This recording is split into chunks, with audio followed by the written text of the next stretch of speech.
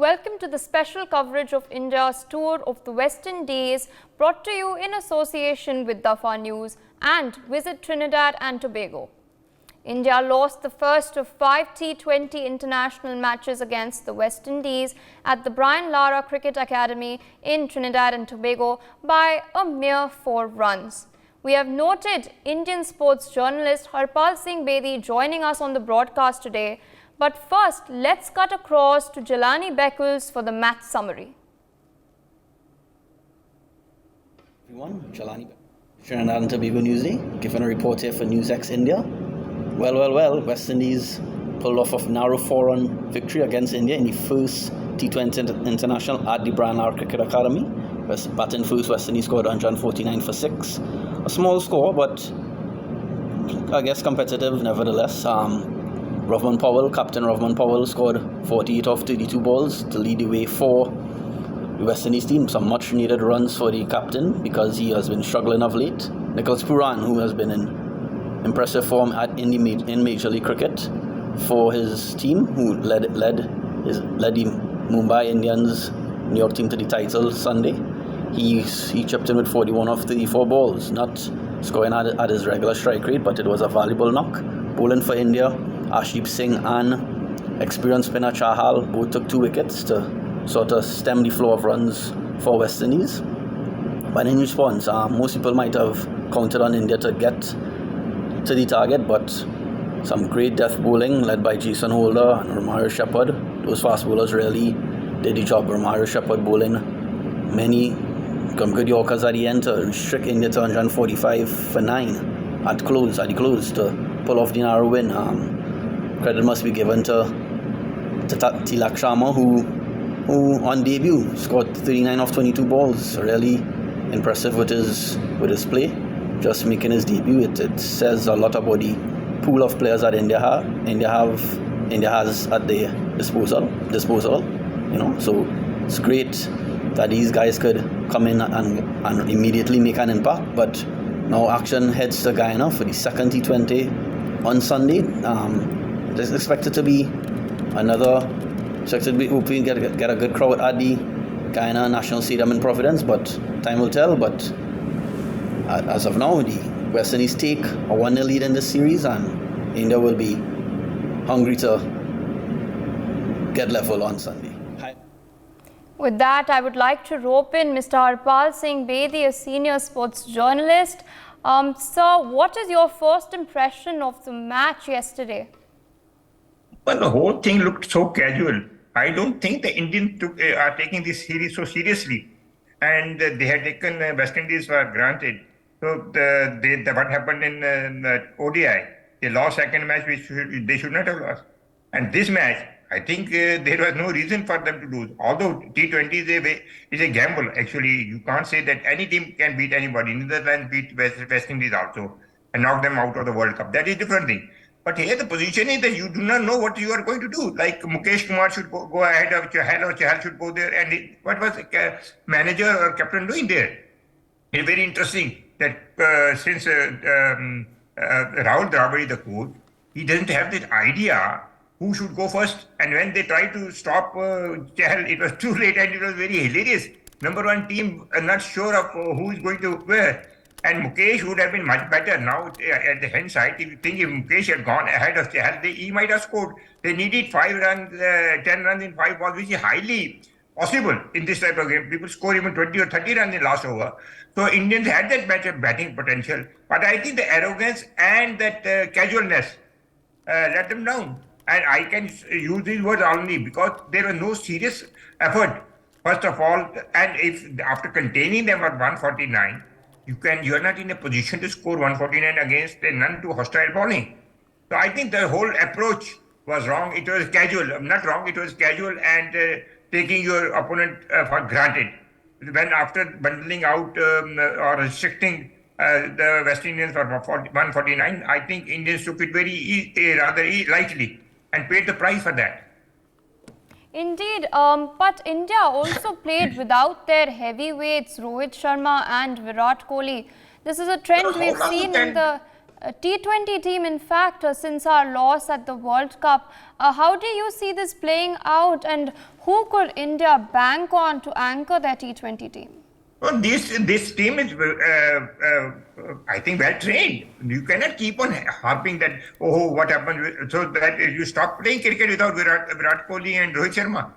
And how you assume that they will score always. This team had all the ingredients of winning the match.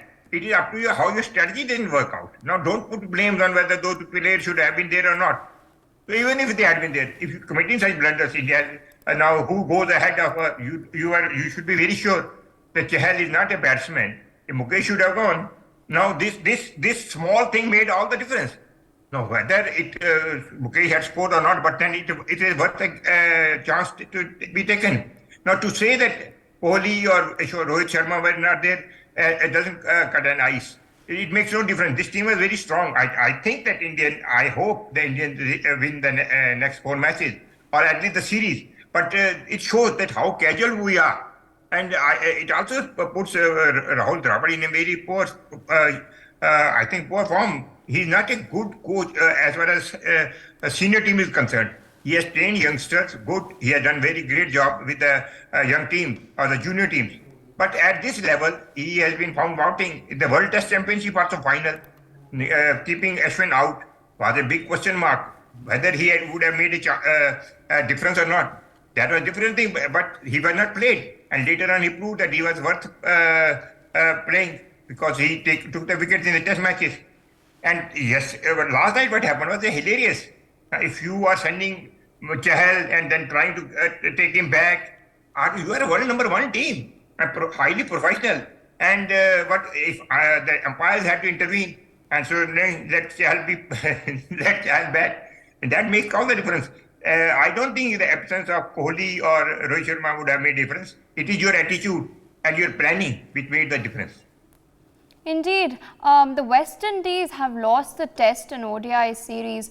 Does that give them extra impetus in this 5-match T20 series? No, actually T20 is a totally different ball game. You should not compare it with a Test or ODI.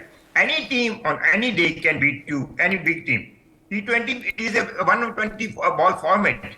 And who scores and who shows the nerves, it all depends that it's a basically gamble, and it is only basically your strategy, how you work it out. It doesn't need to find the technicalities about what you have to adopt in playing ODI or a test match. It is bang cricket, but because you have been playing so much of this type of cricket, IPL and all that, and you claim that you are a world's best professional side, that makes a difference.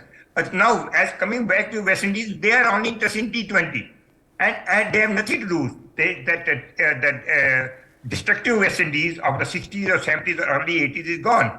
Now it makes no difference than whether they lose ODI, whether they lose Test match, whether they lose T20. So long they are getting money, they are getting paid, their board is getting paid, and there is hardly any interest, spectator interest. You can see the half of the virtual stadium empty.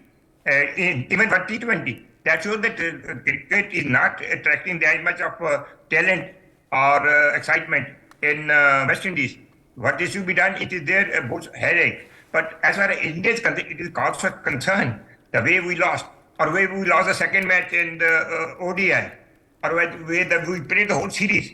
Casualness doesn't make, always take your opponent very seriously. I don't think that you are a great team. Every great team goes through this, sometimes they suffer. This happened to West Indies in the World Cup when they first lost to Kenya in India. And after that, they have not recovered. So I think it's time for Indians to introspect. And what happened yesterday was a comedy for errors. So it was not that India was not in a good position to win. They could have easily won, but for the failed strategy and tactics. Yes, we saw Nicholas Puran skip the ODI to play the final of the Major League Cricket tournament, where he played a fantastic innings. How does this reflect on the health of cricket, with players now chasing the big bucks instead of glory for their national teams? I doubt whether they will be able to sustain in USA. You cannot keep on pumping and expecting the Indians to watch every match. Now, Indians are left to save cricket in the world.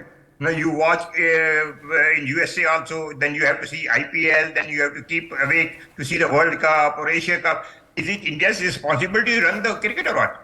And other people have also to watch. I have my doubts whether it will be sustainable in USA, whatever league you may say, whatever money you may pump in. But people have to come, sponsors have to come, and the crowd has to be there.